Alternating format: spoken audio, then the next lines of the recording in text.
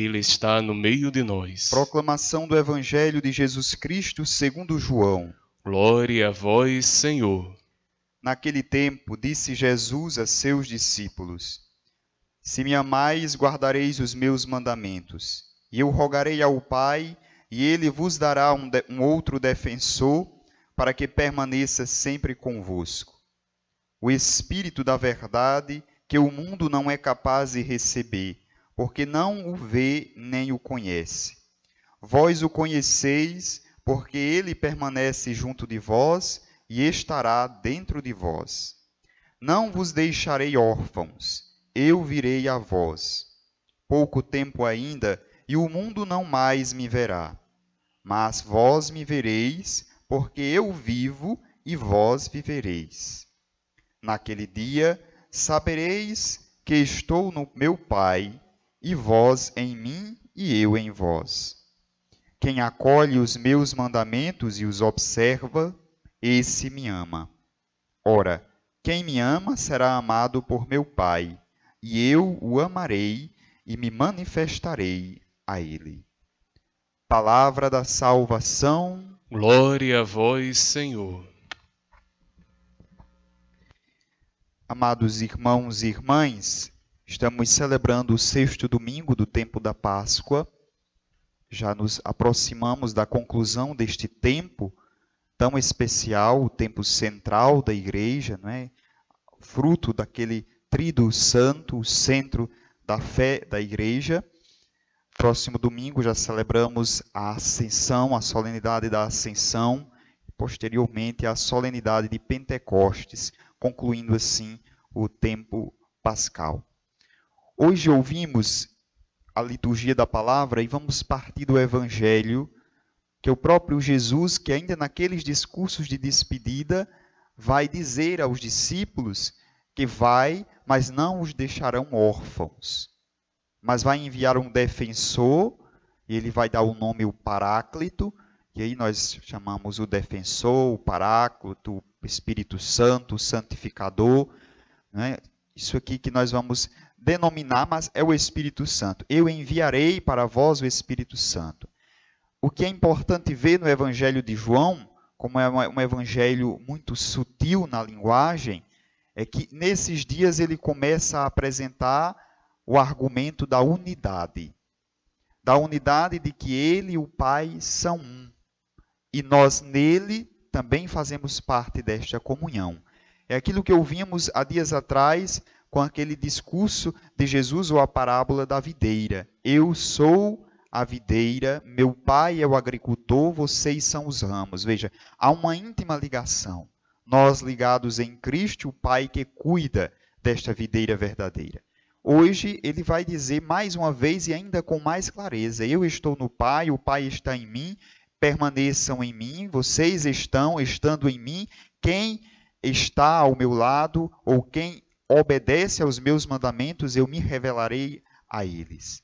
E esse Espírito que Jesus promete é aquele que nós celebramos em Pentecostes, ou é aquele que nós celebramos quando celebramos o sacramento do Crisma, ou sempre quando vamos começar as nossas reuniões. Pedimos àquela terceira pessoa da Santíssima Trindade que ilumine a mente e o coração para que sejamos dóceis à vontade de Deus. Aquilo que ouvimos também durante esta semana, os apóstolos, sobretudo ontem Paulo, que era dócil à moção do Espírito Santo. Não ia aonde ele queria, mas aonde o Espírito induzia ele ir. É isso aqui que Jesus vai deixar para a humanidade. Não nos deixa órfãos, mas envia para nós o Espírito. Esse Espírito que sopra onde quer, mas é necessário que estejamos com a vela de nossa vida derrubada, abaixada, para que esse vento sopre e nos leve aonde ele quer, e não aonde nós queremos. Muitas vezes a vela do barco, não é? Para quem não conhece, é aquele grande pano que se desce para que o vento impulsione e leve o barco. Não é? Às vezes nós levantamos a vela de nossa vida e vamos com os nossos remos para onde nós queremos. Se basta olhar o exemplo de Jonas, é muito claro com relação a isso. Jonas, que Deus manda ir para um lado, Jonas vai para um outro. Então esse Paráclito que é enviado pelo Pai no Filho é para nos conduzir à missão que a nós foi encarregada e nos instruir nessa missão. Porque o Espírito não só leva para a missão, ele instrui na missão, ele ajuda na missão. Porque se assim fosse, seríamos quase que abandonados na missão. Seríamos quase como adoraríamos um Deus relojoeiro, como diz aquele filósofo Voltaire. Um Deus que cria e joga e está lançado à própria sorte. Não, nós temos um Deus que enviou o Filho, esse Filho enviou o Paráclito, que está no meio de nós, como diz no Evangelho de hoje, e esse Paráclito nos ajuda, nos ilumina a entender a nossa missão, e esse Filho permanece junto de nós na Eucaristia, também na pessoa dos irmãos. O que seria da primeira comunidade cristã se não fosse esse Paráclito? Hoje nós ouvimos nos Atos dos Apóstolos, na primeira leitura, os apóstolos ou os discípulos que começam a ir para as diversas cidades. Isso a gente vem acompanhando durante todo o tempo pascal na leitura dos Atos dos Apóstolos. Até um primeiro momento, alguns anos, os apóstolos estavam restritos a Jerusalém, como se a salvação fosse restrita ao povo de Israel.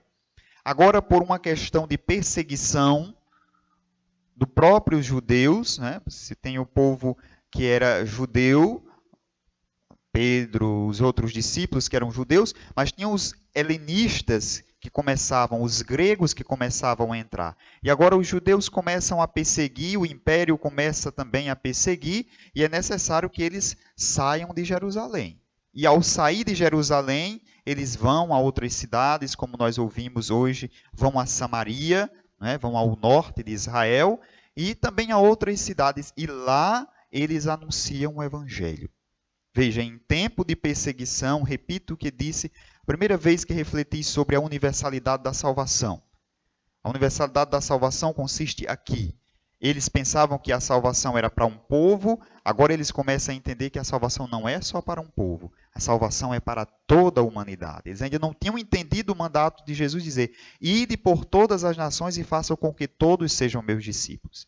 Eles só vão entender quando eles começam a ser perseguidos. Com medo de serem mortos, saem de Jerusalém e vão para outra cidade. E quando chega lá, vão anunciar e outras pessoas vão aderir a essa fé, vão tornar-se cristãos e vão começar a seguir a Jesus Cristo. Mas eles não conseguiram converter por palavras. Eles conseguiram converter com as ações da própria vida. O povo olhava para eles e dizia: como é bonito ver a forma que eles vivem. Nós também queremos viver desse jeito. O modo como os cristãos viviam está narrado no início dos Atos dos Apóstolos, mas hoje Pedro vai dizer na segunda leitura com clareza. Muitas vezes nós distorcemos o Evangelho. O Evangelho, que é amor, nós queremos fundamentar para o ódio. Nós queremos fundamentar para aquilo que ele não é. Pedro hoje vai falar que nós devemos santificar Jesus no coração. De que é melhor ser perseguido por ter feito o bem, sofrer por ter feito o bem, do que por ter feito o mal. Os discípulos entenderam isso. Por isso eles testemunhavam a fé em Jesus Cristo não pela violência, mas pelo amor. Era isso que fazia com que a comunidade cristã aumentasse. Foi isso com que fez que a palavra de Deus chegasse até nós hoje, em 2020. Não foi o ódio, não foi a violência, não foram as guerras. Foi o amor com que cada um foi capaz de amar, a exemplo de Cristo na cruz, que fez com que uma multidão dissesse: basta de armas, basta de violência, vamos viver esta fraternidade. Pedro, com a sua índole apostólica, vai instruir a sua comunidade. E vai hoje nos dizer isso também. Enquanto parece que nós queremos vencer ou queremos salvar o mundo com tantos outros meios, esquecemos que a única fórmula de salvar o mundo é através de um sentimento, e de um sentimento verdadeiro, chamado amor. Porque quem ama não mata, quem ama não trai, quem ama não faz sofrer. Ou seja, o amor, ele é a receita pela qual nós sabemos que pode salvar o mundo, porém nós estamos com essa receita guardada, ou muitas vezes rasgada, e estamos querendo inventar outros tipos de realidades para tentar salvar. E aí, infelizmente, nós vamos começando a querer aderir a outras ideologias que não o amor. O símbolo do cristão é a cruz. E Paulo vai dizer, a cruz é sinal de escândalo para os perdidos, mas sinal de salvação para aqueles que amam, para aqueles que aderiram a Jesus. Porque na cruz o amor nos amou. Na cruz, Cristo testemunhou como é que de fato devemos viver. Não odiando, mas amando, e sobretudo amando aqueles que estão nos matando. Então nós deixamos isso aqui e estamos querendo enveredar por outras estradas e queremos justificar essas estradas com a palavra de Deus. Precisamos tomar cuidado. Porque o que tem hoje de cristãos defendendo que bandido bom é bandido morto, não se conta no gibi. Mas Jesus, na cruz, olhou para um bandido e disse, ainda hoje estará comigo no paraíso. Conclusões vocês tirem. O que tem de gente por aí, às vezes nas igrejas, nas pastorais, nos grupos e nos movimentos, fazendo arminhas, não se conta no gibi. E Pedro, quando pegou numa faca, Jesus repreendeu e curou o ferimento que ele fez com aquela faca. Porque Jesus entendia que violência só gera violência, que ódio só gera ódio. Portanto, nessa lógica, amor só gera amor. Então, por que então não amar? Se esse amor vai gerar mais amor, e se esse amor é capaz de mudar o mundo, é capaz de modificar as relações, aí nós nos tornamos adeptos de certas ideologias e queremos pegar a Sagrada Escritura e justificar. Não, nós não podemos justificar o injustificável. Aquilo que é, aquilo que não é, não é. Parece redundância, mas para bom entendedor, meia palavra basta. É necessário eu compreender que o mandamento de Jesus é único, é amor. E ama aquele que tem coragem de dar a vida pelo seu irmão. Se nós ainda não temos esta coragem, significa dizer que ainda não amamos completamente. E não entendamos amar, dar a vida por a vida física, ter que morrer, derramar o sangue. Não é somente isso. Quando nós cuidamos, quando nós estamos do lado, quando nós não abandonamos, quando nós agimos com compaixão, e compaixão significa sofrer com, nós estamos dando a vida pelo outro. Nós estamos dando o melhor de nós mesmos para ajudar a quem é próximo a nós. E o próximo a nós não é só quem nós amamos sentimentalmente. Muitas vezes é também quem nós não gostamos. É quem não cheira bem ao nosso nariz. Mas a essas pessoas nós também somos chamados a amar. E sobretudo a elas. Porque só dando a vida por elas é que nós teremos a prova que aprendemos a amar como Jesus amou. Louvado seja nosso Senhor Jesus Cristo.